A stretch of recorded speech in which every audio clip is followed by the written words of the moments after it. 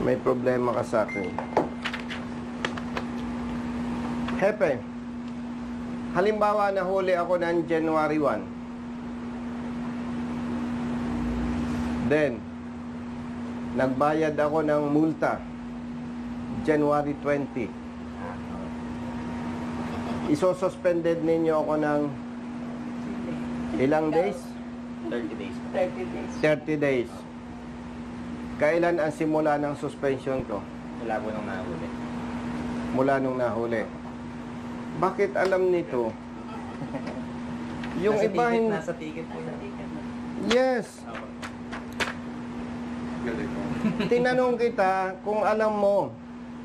Pero may mga nasuspende na mali ang pagkaintindi ng ibang LTO. Doon nag-i-start ang pagkasuspende kung kailan nagbayad. Sabi po nila ako. Yan po yung sabi nila. Yun ang sabi nila, ano? Pero kung pagbabasihan mo yung batas...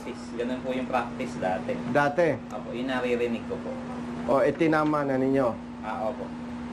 Nako, doon sa ating mga kababayan na nasuspende ng 30 days dahil lumampas kayo ng 15 days bago magbayad ng multa. Kapag ang suspension ninyo ay nagsimula sa kung kailan kayo nagbayad, tumawag kayo sa ating opisina, ipasususpende rin natin yung LTO na nagsintensya sa inyo ng mali. Nga pala, gusto po nating magpasalamat dito sa ating kapatid na Chief ng LTO Giginto, Bulacan, at dito sa adjudicator nitong LTO Giginto, Bulacan. Paglilinaw po, yung ating kapatid na rider ay totoo na may paglabag dahil ang kanyang girlfriend o ang kanyang angkas ay walang helmet. Yun po ang violation. At base po sa aming pag-uusap, dahil ang rider ay student permit ang dala, ang kanya namang kasama na girlfriend, backride niya noong mahuli, mayroon siyang non-professional driver's license. At sinasabi po ng batas, kapag ikaw ay student permit ang dala, pwede kang magmaneho na ang kasama mo ay may lisensya na non-professional or professional driver's license. Ito pong ating kapatid na rider ay sinamahan natin dito sa LTO para matiyak na hindi siya mapapatawan ng kasalanan na hindi naman niya ginawa. Hindi siya dapat masuspende ng 1 taon.